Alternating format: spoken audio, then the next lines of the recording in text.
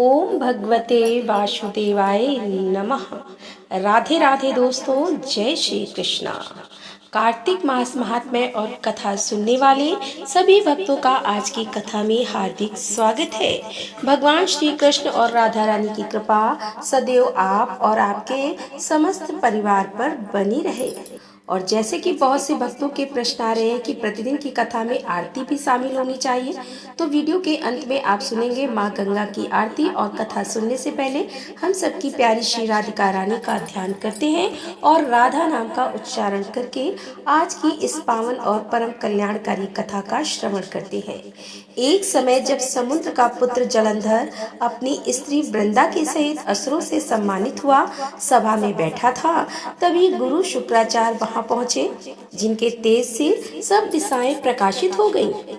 तब गुरुजी को आता देखकर असुरों सहित सागर पुत्र ने उठकर बड़े आदर से उन्हें प्रणाम किया। तेजस्वी गुरुजी ने सबको आशीर्वाद दिया। फिर उनको एक दिव्य आसन पर बैठाकर सब दैत्य भी यथा स्थान पर बैठ गए और सागर पुत्र ने नम्रता से यह प्रश्न किया कि हे गुरुजी, राहु का सिर किसने काटा था, आप हमें यह बताएं।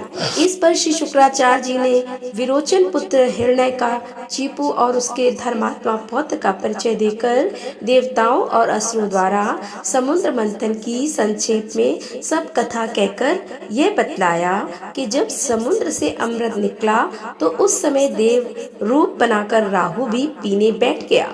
इस पर इंद्र के पक्षपाती भगवान विष्णु ने राहु का सिर काट डाला। यह सुनने के साथ ही जालंधर के नेत्र लाल हो गए और उसने बड़ा क्रोध किया। फिर अपने धस्पर नामक दूत को बुलाकर गुरु का कहा हुआ सब वृतांत सुनाया और आज्ञा दी कि तुम शीघ्र ही इंद्रपुरी में जाकर इंद्र को मेरी शरण में लाओ। दशरथन का बड़ा निपुण दूत था, वह शीघ्र ही इंद्र की सुधर्मा नामक सभा में जा पहुंचा और उसने जलंधर के शब्दों में इंद्र से कहा कि हे देवता, तुमने समुद्र को क्यों मथा और मेरे पिता के सब रत्नों को क्यों ले लिया? ऐसा करके तुमने अच्छा नहीं किया।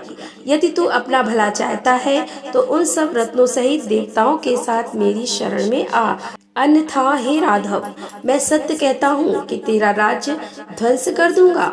इंद्र यह सुनकर बहुत विस्मित हुआ और कहने लगा, पहले सागर ने मेरे भय से सब पर्वतों को अपनी कुक्षी में क्यों स्थान दिया और मेरे शत्रु दैत्यों की क्यों रक्षा की? इसी कारण से मैंने उनके सब रत्न हरण किए हैं। मैं सत्य कहता हूँ, मेरा द्रोही सुखी नहीं रह सकता। इंद्र की बात सुनकर वह दूत शीघ्र ही जलंधर के पास आया और सब बातें उसे कह सुनाई, जिन्हें सुनते ही वह दैत्य क्रोध के मारे अपने ओठों को काटने लगा और देवताओं को जीतने के लिए उसने उद्योग आरंभ किया। फिर तो सब दिशाओं तथा पाताल से करोड़ों दैत्य उसके पास पहुंच गए। सुम निशुम सेनापतियों को साथ लेकर जलंधर इंद्र से युद्ध करने लगा। शीघ्र ही उसने इंद्र के नंदन वन में अपनी विशाल सेना उतार दी। वीरों की शंख ध्वनि और घोर गर्जन से इंद्रपुरी गूंज उठी। अमरावती छोड़ देवता उससे युद्ध करने चले। भयानक मार काट हुई दोनों पक्षों के आचार्य अपने अपने मृतकों को जलाने लगे। असुरों के आचार्य गुरु शुक्र अपनी मृत सजीवनी विद्या से और देव गुरु बृहस्पति द्रोणागिरि से औषधियां लाकर मृतकों को जिलाते रहे। इस पर जालंधर ने अपने गुरु शुक्राचार्य जी से क्रुद्ध होकर कहा कि मेरे हाथ से मरे हुए देवता जीते कैसे हैं? जलाने वाला औषधि तो सब आपके पास ही है, फिर यह कैसे संभव है? इस पर श्री शुक्राचार्य जी ने गुरुदेव श्री बृहस्पति जी द्वारा द्रोणगिरि से औषधि लाकर देवताओं को जिलाने की बात बताई। यह सुनकर जलंधर और भी क्रुद्ध हुआ। श्री शुक्राचार्य जी ने कहा कि क्रुद्ध क्यों होते हो? यदि शक्ति है तो द्रोणगिरि पर्वत को उठाकर समुद्र में फेंक दो, तब मेरे कथन की सत्यता प्रमाणित हो जाएगी। इस पर जलंधर क्रोधा की ही द्रोणगिरि पर्वत के पास जा पहुंचा और अपनी भुजाओं द्वारा उसे जड़ से उखाड़कर समुद्र में फेंक दिया। ये तो भगवान शंकर का तेज था और इसमें जलंधर की कोई विचित्र नहीं थी। तत्पश्चात यह सागर पुत्र युद्ध भूमि में आकर बड़े वेग से देवताओं का संहार करने लगा। जब गुरु बृहस्पति औषधि लेने के लिए द्रोणगिरी पर्वत पर पहुंचे तो द्रोणगिरी पर्वत की जगह पर उन्होंने सना मैदान देखा। गुरु बृहस्पति भयभीत होकर देवताओं के पास आए और कहा कि युद्ध बंद कर दो, तुम लोग अब जलंधर को नहीं जीत सकोगे। पहले इंद्र ने जो भगवान शंकर का अपमान किया था, यह उसी का फल है। ये सुनकर देवता युद्ध की आशा त्याग कर अत्यंत ही व्याकुल होकर इधर उधर भाग निकले। सिंधु सूत निर्भय होकर अमरावती में प्रविष्ट हो गया और इंद्र आदि सब देवताओं ने गुफाओं में शरण ली। तब जालंधर को अपनी खोज में आते देखकर इंद्र आदि देवता भय से कंपित होकर वहां से भी भाग निकले और वहां से भागकर बैकुंठ में भगवान विष्णु के पास जा पहुंचे। फिर सब देवताओं ने अपनी रक्षा के लिए उनकी स्तुति की। देवताओं की उस दीन वाणी को सुनकर करुणा सागर भगवान विष्णु ने उनसे कहा कि हे देवताओं, तुम भय को त्याग दो, युद्ध में मैं शीघ्र ही उस जलंधर को देखूंगा। ऐसा कहने के साथ ही भगवान गरुड़ पर जा बैठे। तब देवताओं सहित उन्हें युद्ध क्षेत्र की ओर प्रयाण करते हुए देखकर समुद्र तनया लक्ष्मी के नेत्रों में जल भर आया और उन्होंने कहा, हे नाथ, यदि मैं सर्वदा आपकी प्रिय हूँ और भक्त हूँ तो मेरा भाई आप द्वारा युद्ध में कैसे मारा जाना चाहिए। इस पर भगवान विष्णु ने कहा कि यदि तुम्हारी ऐसी ही प्रीति है तो मैं उसे अपने हाथों से नहीं मारूंगा, परंतु युद्ध में तो मैं जाऊंगा ही, क्योंकि देवताओं ने मेरी बड़ी स्तुति की है। ऐसा कहकर शंख चक्र गदा पद्म और भगवान विष्णु गरुड़ पर चढ़े हुए शीघ्र ही युद्ध के उस स्थान पर जा पहुंचे जहां पर जलंधर विद्यमान था। भगवान विष्णु के तेज से कंपित देवता सिंहनाद करने लगे। फिर तो अरुण के अनुज गरुड़ के पंखों की प्रबल वायु से पीड़ित होकर दैत्य इस प्रकार घूमने लगे जैसे आंधी में बादल आकाश में घूमते हैं। तब अपने वीर दैत्यों को पीड़ित होते हुए देखकर जलंधर ने क्रुद्ध होकर भगवान विष्णु को कठोर वचन कहकर उन पर पूरी ताकत से आक्रमण कर दिया। ओम क्लीम कृष्णाय नमः। कार्तिक मास महात्म्य का 10वां अध्याय पूरा हुआ और अब आप सुनेंगे कार्तिक मास की कथा। एक समय की बात है, एक सास और एक बहू थी। जब कार्तिक मास आया तो गांव के सब लोग कार्तिक नहाने के लिए गंगा जी जाने लगे। तब सासू माँ बोली कि मैं कार्तिक नहाने तीर्थ जा रही हूँ। तब बहू बोली, सासू माँ मैं भी चलूंगी। सासू माँ बोली, अभी तुम्हारी उम्र नहीं है, अभी मुझे नहाने दो, तुम आगे नहाना, तुम घर में रहो और मैं ही नहाकर आऊंगी। सासू माँ के ऐसा कहने पर बहू चुप हो गई। लेकिन जब सासू माँ नहाने के लिए तीर्थ चली गई तब बहू ने कुम्हार के यहाँ से 33 मिट्टी के कुंडे लिए, उन्हें छत पर रखे और रोज रात को एक कुंडा भरकर रखती और सुबह उठकर जब नहाती तब कहती। इसके बाद वह बोली, सासू नहावे कुंडे बैठे, बहू नहावे कुंडे बैठकर, हर हर गंगा मन चंगा तो कठौती में गंगा। इतना बोलने के बाद गंगा जी की धारा कुंडे में ही आ गई और उसमें उसकी सास की नत भी आ गई। जब बहू नत लेकर बोली, यह नत तो मेरी सासू जी की है। जब कार्तिक मास पूरा हुआ तो सासू माँ गंगा स्नान करके घर लौटी। बहू सासू माँ का सामान लेने गई और जाते समय सासू जी की नत को पहन लिया। जब सास जी की नजर बहू पर पड़ी तो सासू माँ ने अपनी नथ को देखा और बोली, यह तो मेरी नथ है, ये तुम्हारे पास कहाँ से आई।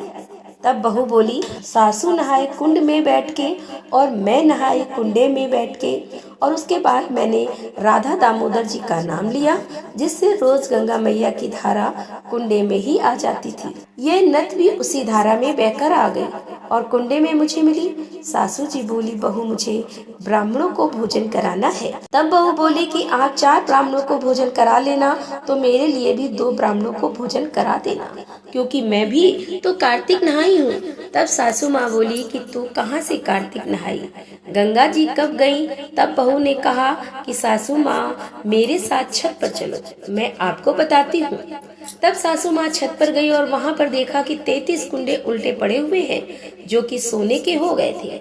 वहीं बहू बोली कि मैं रोज एक कुंडा भरकर रखती थी और रोज तड़के उठकर नहाती थी और कुंडे को उल्टा कर देती थी। इसको देखकर सासू माँ बोली कि तुम्हारा नसीब तो बहुत अच्छा है, इसीलिए गंगा जी की धारा कुंडे में ही आ गई और कुंडे भी सोने के हो गए। मैं अपने मन में अहंकार रखकर ऊपर के मन से तीर्थ नहाने गई थी, इसीलिए मुझे कुछ नहीं मिला। लेकिन वही तुमने श्रद्धा मन से कार्तिक नहाई, जिससे माता कार्तिक राधा दामोदर भगवान की कृपा तुम्हारे ऊपर बनी है। आप दोनों सास बहू ने मिलकर खूब ब्राह्मणों को भोजन कराया और होम कराया। ब्राह्मणों को दक्षिणा दिया, ब्राह्मणी को साड़ी दिया और खुश करके वापस भेजा। गंगा मैया, जिस तरह आपने बहू के लिए धारा बनकर आई, उसी तरह सबके लिए आना। कहानी सुनने वाले, कहने वाले और हुकारा भरने वाले सब पर अपनी कृपा करना। प्रेम से बोलिए जय गंगा मैया की जय। ओम जय गंगे माता मैया, जय गंगे माता। चंद्र सी ज्योति तुम्हारी, जल निर्मल आता। मैया जल निर्मल आता। ओम जय गंगे माता मैया, जय गंगे माता। चंद्र सी ज्योति तुम्हारी, चंद्र सी ज्योति तुम्हारी, जल निर्मल आता। मैया जल निर्मल आता। शरण पड़े जो तेरी, सो नर तर जाता। ओम जय गंगे माता। पुत्र सगर के तारे, सब जग को ज्ञाता। मैया सब जग को ज्ञाता। कृपा दृष्टि हो तुम्हारी, त्रिभुवन सुखदाता। मैया त्रिभुवन सुखदाता। ओम जय गंगे माता मैया, जय गंगे माता।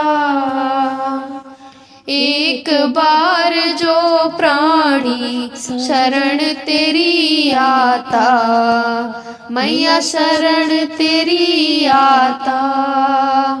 यम की त्रास मिटा कर परम गति पाता। मैया परम गति पाता। ओम जय गंगे माता मैया, जय गंगे माता। आरती मात तुम्हारी, जो नर नित गाता। मैया जो नर नित गाता। सेवक वही सहज में मुक्ति को पाता। मैया वही मुक्ति पाता। ओम जय गंगे माता मैया, जय गंगे माता। जो नर तुमको ध्याता, जो नर तुमको ध्याता, मन वांछित फल पाता। ओम जय गंगे माता। प्रेम से बोलिए गंगा मैया की जय। तो दोस्तों, कैसी लगी आज की वीडियो? यदि वीडियो पसंद आए तो वीडियो को लाइक करें, शेयर करें और हमारे चैनल पर यदि आप पहली बार आ रहे हैं तो हमारे चैनल को सब्सक्राइब कर लें। मिलते हैं अगले वीडियो के साथ, तब तक के लिए राधे राधे, जय श्री कृष्णा, हर हर महादेव, जय भोलेनाथ।